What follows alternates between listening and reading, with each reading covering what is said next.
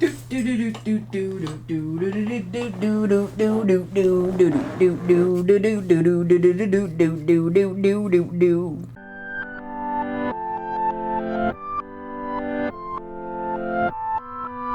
everyone, my name's Stonesy Boy and welcome back to Metamorphosis, where we're actually getting into the Metamorphosis book instead of the strange and quite weird introduction of last time. But hey, today we are reading, I guess this would be chapter 1? And by looking at the spacing of the other to this one, this seems like this is better spaced, so maybe that's a metaphor, I don't know. But, yeah. Without further ado, let's begin. Chapter 1. When Gregor Sasma woke up one morning from troubling dreams, he found himself transformed right there in his bed into some sort of monstrous insect. He was lying on his back, which was hard, like a cargo base. And when he raised his head low, he saw his curved brown belly segmented by rigid arches atop the blanket. Already sleeping, he was barely managed to clean, his many legs pitifully thin compared to the rest of him, waved helplessly before his eyes. What in the world has happened to me, he thought. It was no dream. His room was a proper human room, if admittedly rather too small, lay peacefully between the four familiar walls. Above the table, where an unpacked collection of cloth samples was arranged, Sasma's traveling salesman hung a picture he had recently clipped of the glossy magazine and placed in an attractive gilt frame. His picture showed a lady in a fur hat and a fur bow who sat erect, holding out a viewer of a heavy fur muff which in her entire forearm had vanished. Gregor's gaze had been shifted to a window where bleak weather raindrops would be heard striking the metal sill, made him feel quite melancholy. What if I just go back to sleep for a while and forget all this foolishness, he thought. But it was probably utterly impossible, for it was a habit to sleep on his right side. In his present state, he was unable to resume his position. No matter how forcibly he thrust himself into his side, he kept rolling back. Perhaps 100 times he attempted it, closing his eyes so as not to see the struggling legs, and relented only when he began to feel faint, dull ache in his side, unlike anything he ever felt before. Good Lord, he thought, what an excruciating profession I've chosen. Day in and day out on the road, work like this is far more unsettling than business conducted at home. And when I have the agony of traveling itself to contend with, whirling on the train connections and irregular palatable meals and human intercourse that is constantly changing, never developing in at least consistency or warmth, devil take it all. He felt a faint itch high up on his belly, still on his back. He laboriously edged himself over the bedpost as he could raise the head more easily, identified the side of the itch, a cluster of tiny white dots he was unable to judge, and wanted to probe the spot with a leg. But he drew back again at once, for a touch sent cold shivers rippling through him. He slid back into his earlier position. All this early rising, he thought. It's enough to make one soft in the head. Humans need their sleep. Other traveling salesmen like harem girls. When I go back to the boarding house, for example, to copy out the morning's commissions, why, these gentlemen may still be sitting at breakfast. I'd like to see my boss's face if I tried that sometime. He'd can me on the spot. Although, who knows, maybe that would be the best thing for me. If I didn't have to hold back for my parents' sake, I'd given notice long ago. I'd marched right up to him, given him a piece of my mind. He was falling right off his desk, and what an odd custom that is. Perching high up atop one's elevated desk from a considerable height, addressing one's employee down below, especially as the latter is obligated to stand quite closely because his boss is hearing. Well, all hope is not yet lost. As soon as I've saved up enough money I do pay back my parents owe him, another 5 or 6 years ought to be enough. I'll most definitely do just that. This would be a great parting of ways for the time being, though. I've got to get up. My train leaves at 5. And he glanced over the alarm clock ticking away atop the wardrobe. Heavenly Father, he thought. It was 6:30, and the clock's hands kept shifting calmly toward. In fact, the half hour had already passed. It was getting on towards 6:45. Could the alarm have failed to ring? Even in the bed, one could see it properly set at 4 o'clock. It must have rung. Yes, it was possible to sleep tranquilly through the furniture-shaking racket. Well, his sleep hadn't exactly tranquil, but no doubt that's why it had been so sound. But what should he do now? The next train was at 7 o'clock to catch it. He would have to rush like a madman. It was a simple case, it wasn't even packed yet, and he himself felt a jar of agile and alert. And even if he managed to catch his train, his boss was certain to unleash a thunderstorm and invective upon his head. For the clerk who met his 5 o'clock train had no doubt long since reported Gregor's absence. His clerk was his boss' underling, a creature devoid of a backbone and wit, as you call it in sick. But that would be mortifying and also suspicious, since Gregor had never once been ill in his 5 years of service. No doubt his boss would come calling with the company doctor, would reproach Gregor's parents for his son's laziness, silencing all objections by referring them to his doctor, in whose opinion were existed only healthy individuals unwilling to work. And would the doctor be so terribly wrong in his instance? Aside from the mild drowsiness that is certainly superfluous, after so many hours of sleep, Gregor felt perfectly fine. In fact, he was ravenous. While he was considering these matters with the greatest possible speed, yet still without managing to make up his mind to leave the bed, the clock was just striking 7:15. A timid knock came at the door of the bed. "Gregor," the voice called. It was his mother. "It's 7:15. Didn't you want to catch your train?" The gentle voice. Gregor flinched when he heard his own response. It was unmistakably his old voice, but now had infiltrated as if below by a tortured peeping silence impossible to suppress, leaving each word intact, incomprehensible, but only for an instant before he completely annihilating it as it continued to reverberate, and the person would not tell for sure whether his ears were deceiving him. Gregor had meant to give a proper response, explaining everything, but under the circumstances he limited himself to saying, "Yes, thank you, Mother. I'm just getting up." Because of the wooden door, the change in Gregor's voice appeared not to be noticeable from the other side, for his mother was reassured by his response and shuffled off. But their brief conversation had alerted the other family members that Gregor was unexpectedly still home, and already his father was knocking on one of the room's side doors, softly but with his face. "Gregor, Gregor," he called. "What's the problem?" And after a short while he repeated his question in a deeper register. "Gregor, Gregor!" Meanwhile, at the other side of the door came his sister's faint lament. "Gregor, are you unwell? Do you need anything?" "Just a second," Gregor answered with both directions at once, making an effort and insinuating that as clearly as possible and inserting long pauses between the individual words to remove anything conspicuous from his voice. And in fact his father returned to his breakfast, but his sister whispered, "Gregor, open the door, I implore you." But Gregor had no intention of opening the door. He praised the cautious habit he had acquired while traveling and locking all the doors at night, even at home. First, he would get up calmly and undisturbed. He would get dressed and above and all the breakfast, and only when he would consider his next steps for all these supine contemplations, he suddenly realized would yield no useful results. He recalled often having felt mild aches and pains in bed, caused perhaps by lying in an awkward position, and his pain has been proven to be a figment of his imagination the moment he got up. He was curious to see how his morning imaginings would gradually fade. The change in his voice was nothing more than a harbinger of the proper head cold. An occupational hazard among traveling salesmen, he had doubted not in the least. It was simple enough to rid himself of the blanket. He needed only puff himself up a bit, and it felt right off.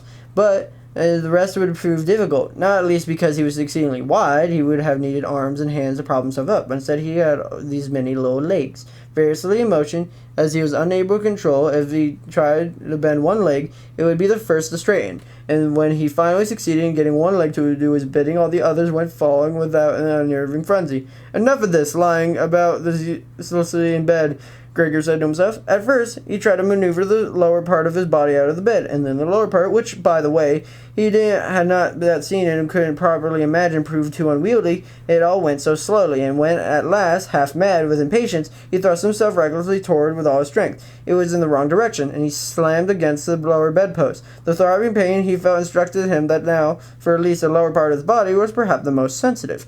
So he decided to try leading instead with his super body, and carefully twisted his head toward the edge of the bed. He was easily accomplished, and in the end, despite with the width and height and weight, the mass of his body slowly followed the turning of his head. But once his head had dangled in midair outside of the bed, he was afraid to keep shifting forward like this, since even if eventually he had let himself fall in his position, it would be practically a miracle if his head had escaped the injury, and right now he had to keep his wits about him at all costs, even if it meant staying where he was. But when, sighing over redoubled efforts, he found himself lying there as before, watching his little legs engage in the struggles, perhaps more flaringly now, and seeing no possible way to bring calm or order to this chaos, he told himself once more that he could not possibly remain lying there any longer, and that the most sensible thing would be to sacrifice anything and everything as long as there remained even the slightest hope of liberating himself from the bed. Simultaneously, though, he continued to remind himself that calm consideration, indeed, the calmest consideration, was far more preferable in the resolution season despair.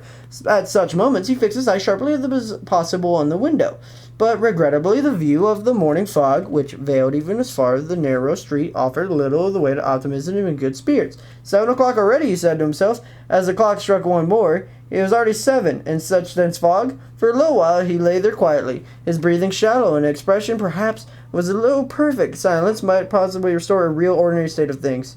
Then he said to himself, "Before it strikes a quarter past 10, I must absolutely have gotten myself completely out of bed. Besides, by then someone will have come from the office to inquire after me, as the office opens before 7. And now he'd set himself to rocking his body out of the bed as evenly as possible, along his entire length. If he allowed himself to fall from the bed like this, his head, which he intended to lift up cleanly when he fell, would in all likelihood remain unharmed. His back seemed to be hard. Surely it would sustain no damage as he fell onto the rug. His greatest concern was that what to do in this loud crash that would clearly result, no doubt, calling forth not terror perhaps, but certainly alarm behind each door. Nonetheless, it would have been to be ventured. By the time Gregor was already protruding halfway out of bed, his new method was more a game than a struggle. All he had to do was keep rocking sideways a little at a time. It occurred to him now simple things would be only someone come to his aid. 2 strong individuals, he was thinking his father and his maidservant, would suffice. All they would have to do is slip their arms underneath the curved back and scoop him out of bed, then crouch down on their burden and wait patiently for him to flip himself over onto his floor, where he hoped his tiny legs would in fact take on some meeting. But even aside from the fact that his doors were locked, should he really call help? Despite this distress, he didn't think, smiling at the thought. Already he'd reached a point where his vigorous rocking motion was making it impossible for him to keep his balance, and soon he would have to make up his mind and take the plunge. For a quarter after 7 was only 5 minutes away, and when the front doorbell rang, it's someone from the office. He said to himself and nearly froze with his lower legs when scrabbling all over more frantically. For a moment, all was still. They won't answer, Gregor said to himself, caught up with some deluded hope. But then, of course, as always, the maid strode resolutely to the door and opened it. Gregor needed to hear the visitor's first words of greeting and know who it was, the general manager himself. Oh, why was Gregor condemned to serve in the firm where his most negligible falling short was enough to arouse the greatest possible suspicion? Was every last one of the firm's employees a scoundrel? Was there not a single loyal, devoted soul among them who would be driven mad by pangs of conscience should he fail to make the best possible use of even just a few morning hours for his employer's benefit, such that his guilt would render him virtually incapable of rising from his bed? Would it really not suffice and send an apprentice to inquire, if indeed such inquiries were all necessary at all? Did the general manager have to come in person, and was it necessary to demonstrate to an entire innocent family that an investigation of a suspicious matter could be entrusted only to the general manager's sharp intellect?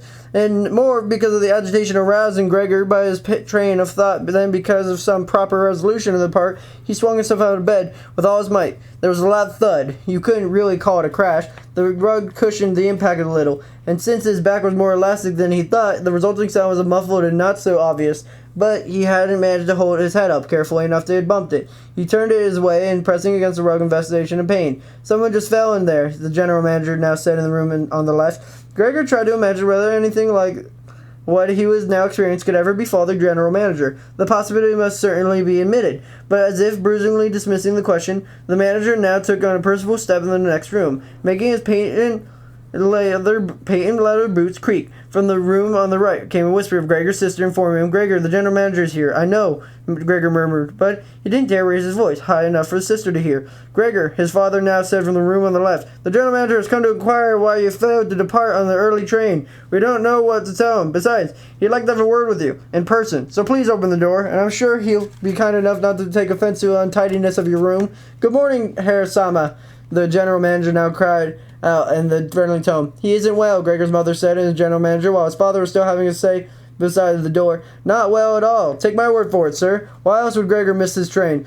The office is the only thing the boy ever thinks of. It really bothers me that he never goes out in the evenings. He's been back in the city for an entire week now, and he's spent every last evening at home. He just sits at the table with us, quietly reading the newspaper, or else studies in the timetables. Even when just doing woodworking projects seems to entertain him. He carved a little picture frame, for example. Did it in 2 or 3 evenings with just a fret saw. You will be amazed how pretty it is. It's hanging there in his room. You'll see it in a minute when Gregor opens the door. Oh, and I'm so glad you paid us a visit, sir. On our own, we'd never been managed to persuade Gregor to open up. He's so stubborn, and surely he isn't well, even though he's denied it this morning." "Be right there," Gregor said, not moving, so that he missed a single word in the conversation. "No other explanation, madame, is conceivable to me," the general manager said. "Let us hope it is nothing grave. Though, on the other hand, I would note that a businessman, fortunately, or unfortunately, as one will, they are very often obliged to suppress and dispositions out on the consideration of the firm. So are you ready to let the general manager in? Gregor's impatient father asked, knocking on the door. No, Gregor responded, in the left-handed room, horrified silence. While in the room on the right, Gregor's sister began to sob. Why didn't his sister join the others? She must have gotten out of bed and not yet begun to dress. And why is she crying? Because he wasn't getting up and opening his door to the general manager? Because he was in danger of losing his position and because his boss would be the bounding of his parents once more over the ancient debt? For a time being, all such words are assuredly unnecessary. Gregor was still there, and abandoning his family was the farthest thing of his thoughts. At the moment, to be sure, he wasn't lying on the rug, and one familiar in his current state would seriously inspect him and let the general manager in. But surely he wouldn't be packing just like that because of so trivial an act of discourtesy, for which it would be simple enough to find an appropriate excuse later on. And it seemed to Gregor it would be far more sensible to just leave him in peace rather than disturbing him with all his weeping and cajoling. But the others were distressed by uncertainty of it all. Their behavior was understandable. Herr Sazma, the general manager now called up, raising his voice. What come over you? You barricade yourself in your room. You reply to the queries only with yes and no. You cause your parents earnest unnecessary worries, and you're neglecting. Let me permit myself to note your professional responsibilities in truly unprecedented manner. I speak here in the name of your parents as well as your employer. In all seriousness, I must ask you to clear an immediate explanation. I am astonished, utterly astonished. I have always known you as a calm, sensible person, but now it seems you have begun to permit yourself the most whimsical extravagancies. To be sure, the boss did suggest one possible explanation for your absence this morning. It concerns the cash payments recently entrusted in your care, and truthfully, I all but gave him my word of honor that this explanation could come to be correct.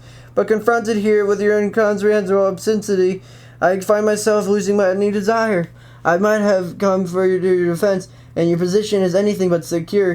It was originally my intention to discuss all with you in a private conversation, but since you compel me to waste my time here, I do not know why your esteemed parents should not hear of it as well. In short, your productivity is late and is highly unsatisfactory. Admittedly, it is not best the season you're drumming up business. We do acknowledge this, but a season in which no business at all is drummed up is something that is not indeed may not exist, Herr Sazma. No, but sir, Gregor cried out beside himself, forgetting all the agitation. I shall open the door at once, this very instant. A slight indisposition, a fit of dizziness kept me from getting up. Even now I'm still in bed, but already I'm feeling very much refreshed. Here, I'm getting up. Just a moment's patience. It is a bit more difficult than I thought, but already I'm feeling quite fine. How odd, the way thing can suddenly come over one. Yesterday evening I felt perfectly all right. My parents can attest to this. Or rather, I did in fact feel a mild foreboding yesterday evening already. Surely it was noticeable to anyone looking at me. Why didn't I send word to the office?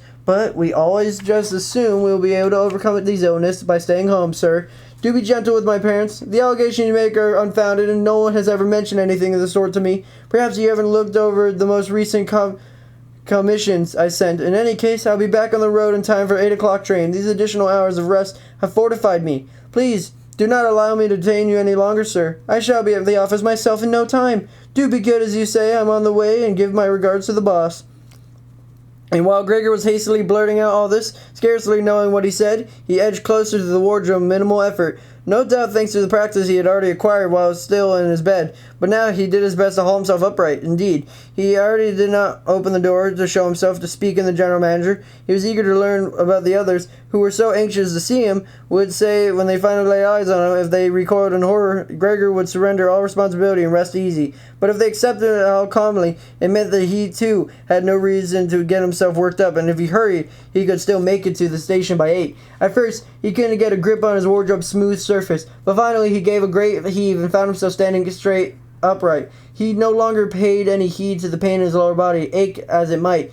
Now he let himself drop against the back of his nearby chair, clinging to the edges of his little legs, and having to attain control of himself, he fell silent. For now he could listen to the general manager. Did you understand a single word? The general manager was asking Gregor's parents. Surely he isn't trying to make fools of us. For heaven's sake, Gregor's mother cried, already weeping. He might be gravely ill, and here we are tormenting him. Gretty, he cried out. Mother, Gregor's sister called out the other side, while they're communicating through Gregor's room. You must go for the doctor at once. Gregor is ill. Quick, fetch the doctor. Did you hear him speaking just now? That was an animal's voice, the general manager said, speaking in a noticeably subdued tones, compared to the cries of Gregor's mother. Anna, the father shouted to the kitchen through the vestibule, clapping his hands. "Run and fetch the locksmith, hurry!" And already the two girls were racing through the vestibule, their skirts rustling. How had Gregor's sister possibly gotten dressed so quickly? And flung open the front door. There was no sound of the closing again. No doubt they have left it standing open, as one sees with apartments in which giant calamity has occurred. But Gregor was far less troubled now, even though the others were no longer able to understand his words, though they had seen him clearer than in the past, perhaps because of ear had grown accustomed to their sound. They were now convinced that these things were not right with him, and were prepared to offer help. The confidence and conviction in which these first arrangements had made comfort him, he felt drawn once more into the circle of humankind and was expecting both the doctor and the locksmith, without properly differentiating between the two, to perform magnificent-sounding feats, so as to have unintelligible voice as cause for the crucial discussions that lay ahead. He cleared his throat a little, making an effort to do this as discreetly as possible, since even his sound might differ from the human throat-clearing. Since he was no longer entrusting himself to judge, in the next room, meanwhile, all was quiet. Perhaps his parents sat whispering at the table, with the general managers, or perhaps all of them were leaning against the door listening.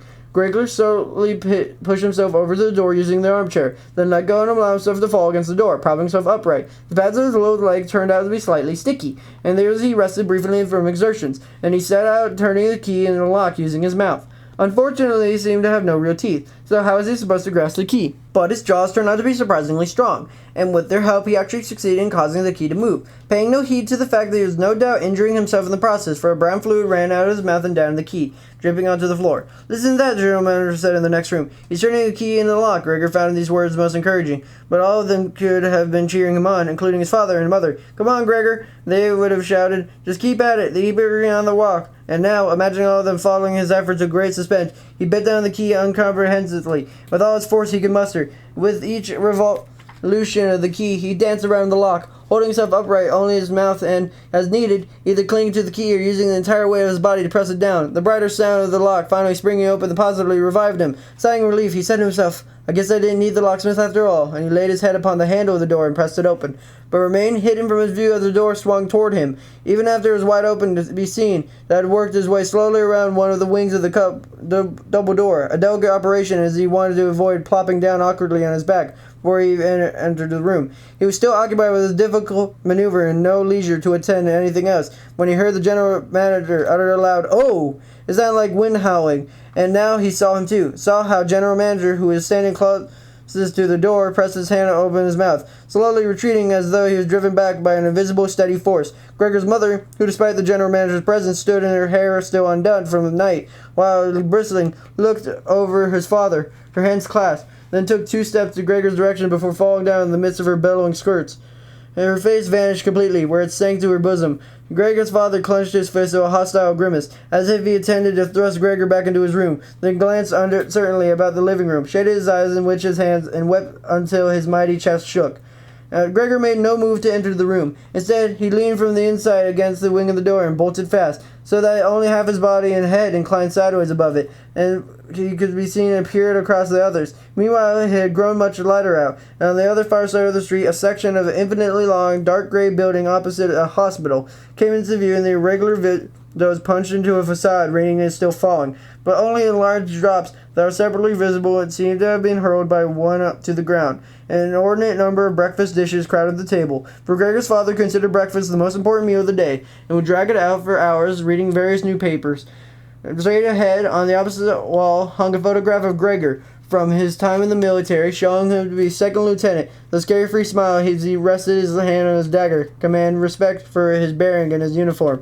The door in the vestibule was open, and since the front door was open as well, that one could see all the way out of the landing and the head of the stairs leading down.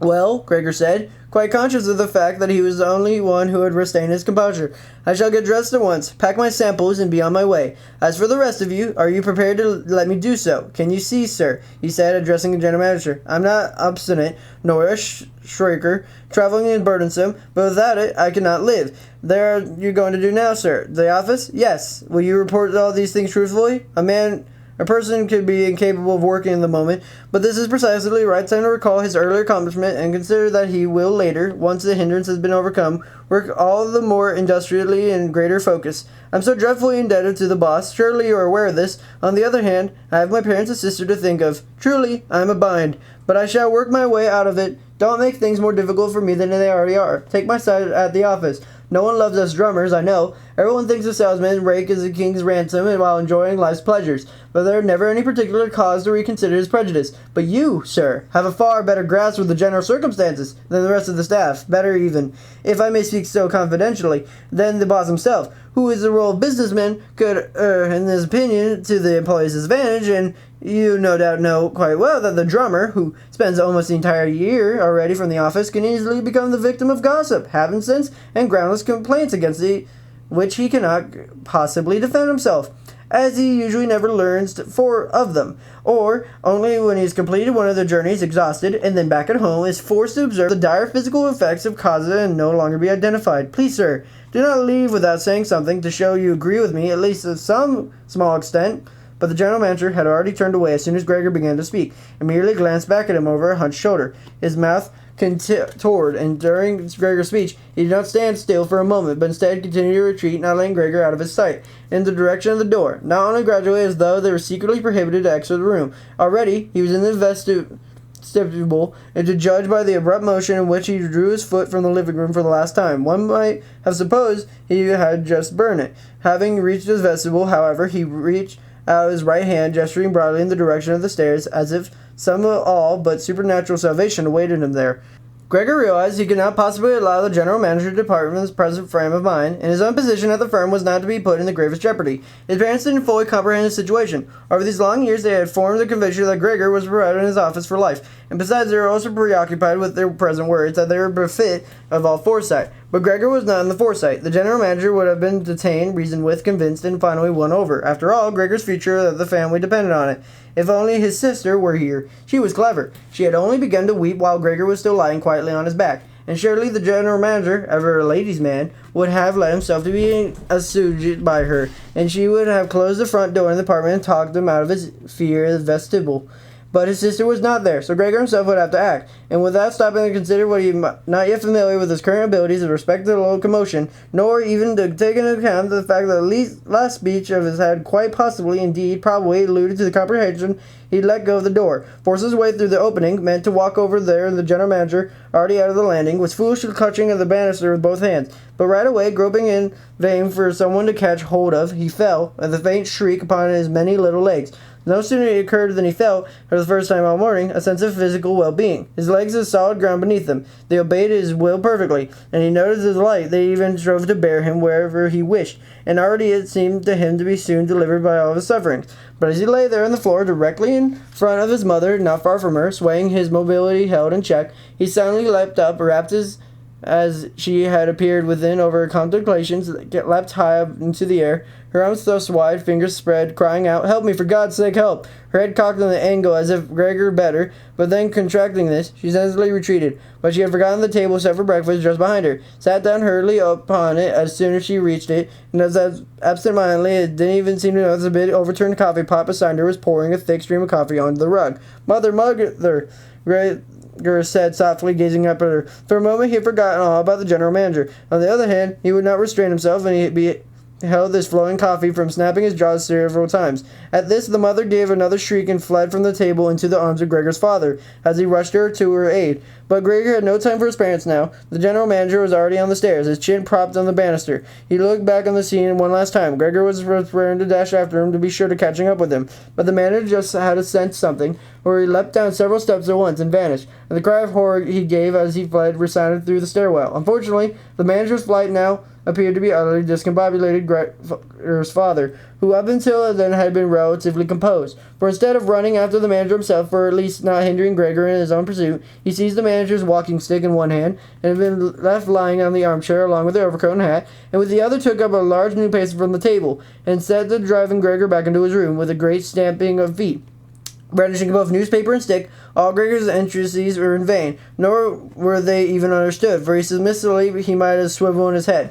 His father only stamped his feet all the more ferociously across the room. His mother had flung open the window despite the chilly weather, and, in leaning out, she pressed her face into her hands far outside the window frame. Between street and stairwell, a powerful draft arose. The window's curtains flew in the air, the newspaper on the table rustled, for a few pages scuttled across the floor. Inexorably, Gregor's father drove him backward, uttering hissing sounds like a wild beast man, but Gregor had no patience to reverse locomotion, and his progress was very slow. If he'd been permitted to turn around, he'd been back in his room at once, but he was afraid of provoking his father's fury with a time-consuming maneuver, and at any time a fatal blow from the stick in his father's hand might be crashing down on his back or head. In the end, though, he had no alternative. Horrified, he realized he was incapable of controlling his direction, and so he began, with consternation, to glance back at his father, to turn around as quickly as he could, which in fact was rather slowly. Perhaps his father discerned his good intention, for he did not hinder him as he operation, but instead even guided the rotation there from a distance.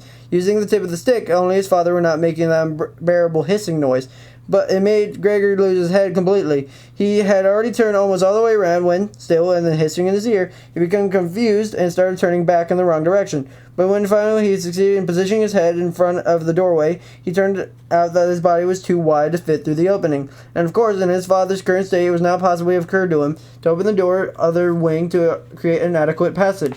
He was fixated on the notion that Gregor must disappear into his room as quickly as possible. Never would he have tolerated the complicated preservation necessary for Gregor to pop himself up so as possibly to pass through the door in its upright position. Instead, as though there was no obstacle at all, he now drove Gregor before him, raising a great dying. What Gregor heard with the back no longer resembled a voice of merely a single father. It was do or die, and Gregor thrust himself, come what would, into the doorway. One side of his body tilted up, rising at the angle, pressed forward, scraping his one flake raw and leaving ugly stains behind the white door. And soon he was wedged tight, unable to move on his own. On one side, his lower legs dangled trembling in the midair, while on the other they were crushed painfully beneath him. When his father administered a powerful shove from behind, a genuinely liberating thrust that sent him flying, breathing profusely into the far reach of his room. The door was banged shut with a stick, and then, at last, all was still. Whoa. I gotta say, it's been a good second since we've read a book that has a bit more entertaining value, such as this. It's also the first time in the channel's history, at least, we get to use this little nice thing right here, with it being chapter 1 and 2. So that's nice. It's been here for a while, I just never got to use it. But, yeah. That was pretty long, wasn't it? Like I said, this is a short book, and I would want this to be a short video-esque, so I would want this to be kind of long, and chapter by chapter. So next time, we are reading chapter 2 to 3, and we're reading pages 52 all the way to page 84. Page 52, hold on, 52 to 84. But, yeah, it's going to be long. It's going to be 31, which is not bad, because the last one was like 30, whatever. The one after that, though, should be relatively easy, because we're going from page 85 to page... what exactly? Page 85 to page 118, which is actually more. But whatever. But yeah, I hope you guys have a super fantastic, wonderful day. People like Be Official, make sure to like, comment, and subscribe. And I'll see you guys next time. Bye-bye.